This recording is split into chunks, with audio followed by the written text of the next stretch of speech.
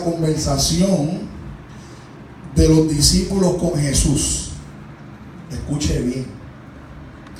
Los discípulos le dicen al maestro que fuera a ver los edificios del templo.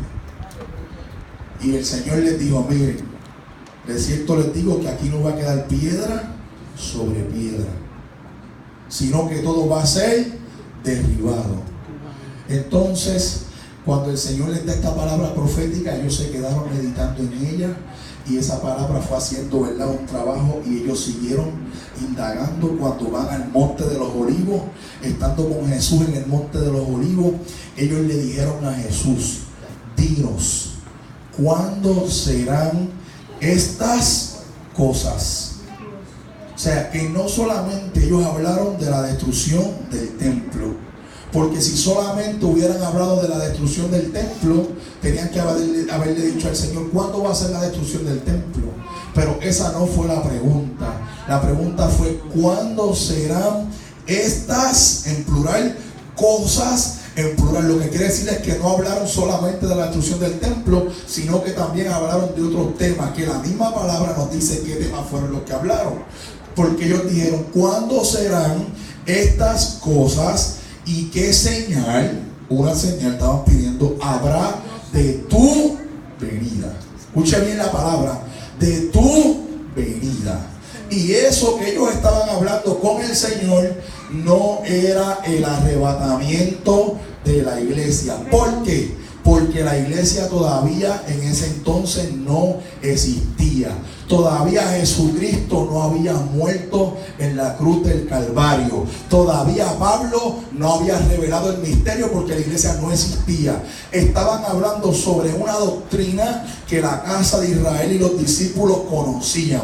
Yo explicaba y decía: cuando Marta y María tuvieron a su hermano muerto, ellos estuvieron hablando con Jesús y le dijeron: nosotras sabemos que Él resucitará en el día postrero.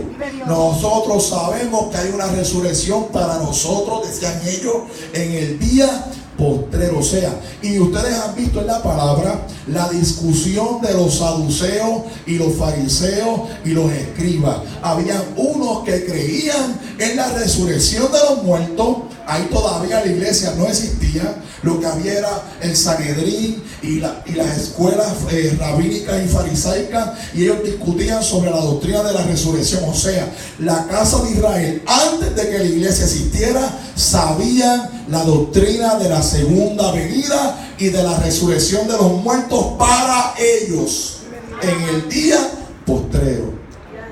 Eso hay que entenderlo bien, porque todavía en la iglesia no existía. Y de lo que ellos le están preguntando al Señor es de la señal de la segunda venida. Y por eso es que en Mateo 24 la iglesia lo ha tergiversado tanto y ha traído tantos errores, porque la audiencia ahí no era la iglesia. Ahí no se está dirigiendo esa palabra hacia la iglesia. Tanto así que Jesús, hablándole a ellos, le dice: cuando ustedes vean la abominación desoladora de la que habló el profeta Daniel, los que estén en Judea, los que estén en Judea, o sea, le está hablando a los judíos, no está diciendo los que estén en las naciones.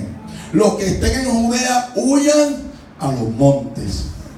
Y sigue ahí narrándole: ustedes van a ser entregados a la tribulación, porque los judíos sí van a estar en la tribulación. Como único un judío no pasa por la tribulación es que haya sido lavado con la sangre de Cristo.